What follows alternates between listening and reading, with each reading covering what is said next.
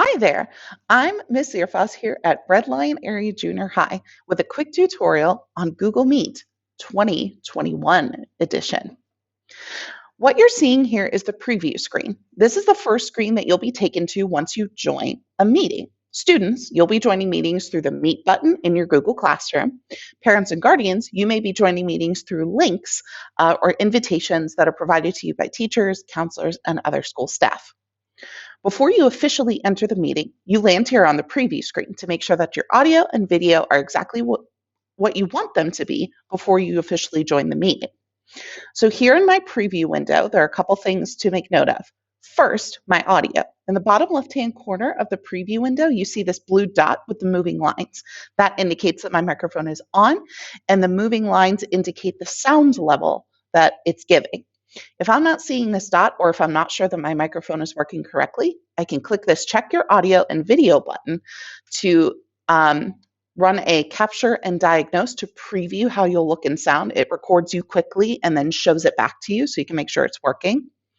Or to simply go over here to the audio and video menu, make sure you have the right devices selected, test your speakers, turn on noise cancellation so it filters out some background noise, and with this little bar over here, test how much audio is going through with your microphone. With this green here, I know I'm good. It should be green when I'm talking. If it's yellow when I'm talking, my mic's a little too quiet. If it gets all the way up here to the top, it's red and I'm way too loud. In the center here, we have the buttons to turn your microphone and camera on and off. The left-hand button here turns off the microphone. It's usually a good idea to turn off the microphone before hopping into the meeting. That way, if anyone's already talking when you join in, there's no audio interference in that conversation that's happening, and you'll still be able to turn your mic on when it's time to talk, or you can introduce yourself, etc.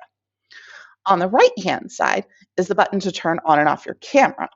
It's always a good idea to keep your camera on when you're joining a meeting so people can see who's joining in, wave hello, and make sure everything is working correctly. Now, let's say that you're not a huge fan of what's behind you when you join a meeting. In the bottom right-hand corner of my preview window, I can change my background before I hop into the meeting. Google provides a couple options for video backgrounds. It automatically defaults to turning off any virtual background, so it's going to show exactly what's behind me. Some options I could change it to using my computer. I could opt to blur my background. There's an option to slightly blur it, where I'm mostly visible and what's behind me is slightly blurred out, and to blur your background, making everything behind you super blurry, but you really clear. It's not going to be a perfect cutout, especially if you have stuff behind you, like I have my cabinets and posters and boards behind me. But if you have a plain background behind you, this option works great. There are also many options that Google gives you for some static or non-moving backgrounds, everything from beachside houses to cool little fish to pretty leaves. And they've just added some moving backgrounds as well. It's probably best to use a background that isn't going to be too distracting for the other people in the call. Students, steer clear of the moving backgrounds. It can easily get distracting for your other classmates when they see little tiny things moving behind you. If you're going to change your background, change it to something static, and that's going to be least distracting for your classmates around you. Parents and guardians, you make whatever decision you need to make for your video call. I trust you. I'm going to leave my virtual backgrounds off because I have a good background behind me. There's nothing that I'm not afraid to show because it is my classroom. So I am good to go. I've double checked my audio. I know it's working. I can see myself on my camera moving. I've got a background that's good for me. So now I'm ready to officially join the meeting. I can do that by pressing this big Join Now button. Now that I've pushed the Join Now button, I am officially in the Google Meet call. I'll see myself on the screen as well as any other participants who have joined the meeting. It's going to tell me right away, hey, your microphone is off, just to make sure that that's what you want. You can still have the ability to turn your mic off and on down here at the bottom, as well as in the upper right-hand corner of your screen. Next to the microphone button is the camera button. Again, it's best to leave your camera on so we can see who we're talking to. There will also be a closed captioning button. So if you would like for Google to provide captions for those who are speaking in the call so you can see the words that they're saying, you can turn captions on or turn them off. In the center is a raise hand button. The keyboard shortcut for this is Control-Alt-H. This is going to be super important for students to know during class. Right in the middle is the raise hand button.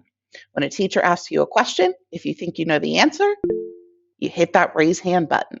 You can also raise your hand on your camera if it's something super important, like a question that you have, or if you need to excuse yourself, or there's an emergency. You can also raise your hand on your camera and we can see that too. But it's good to know where the raise hand button is for your teachers. They'll get to see exactly who's raising their hand and when. Directly to the right of that is the present button. This is what will let you show your screen to other people in the call. Please do not present your screen unless your teacher has given you permission to do so. There's a More Options button next to it. Under this menu, you'll find options to change the layout so that you can see more people, options to go full screen, as well as that changing background options. There are some other options in here like reporting problems, abuse, and troubleshooting that will only come in handy if you have a problem. Let your teachers guide you through that if that is what is occurring. Finally, to the very right, the opposite of where my mic button is the leave call button.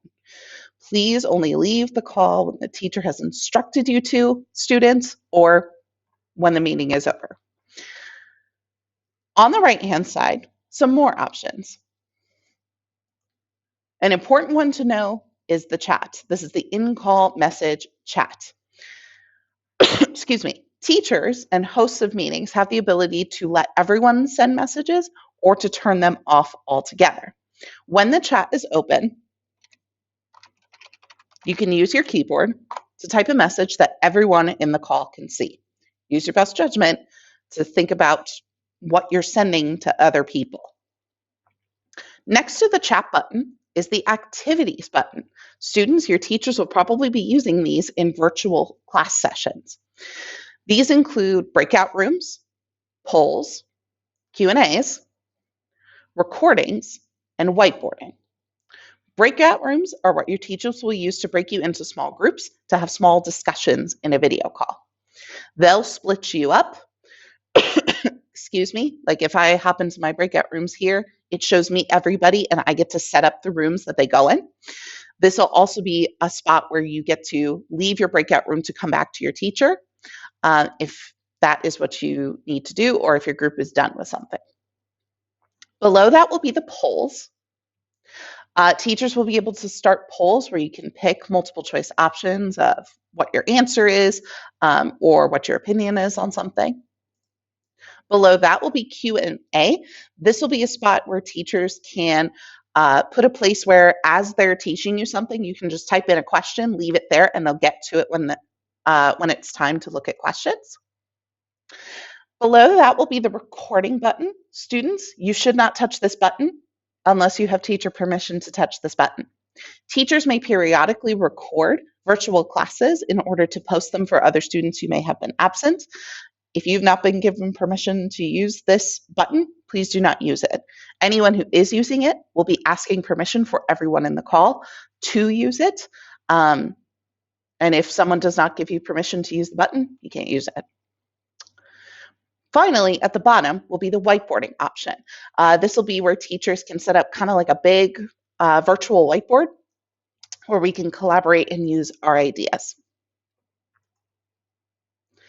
Those are the basics of what you need to know for Google Meet, the 2021 edition. If you have questions about how to use Meet, how anything works, or you're encountering an error or a problem, talk to your teachers or the tech department right away. Bye.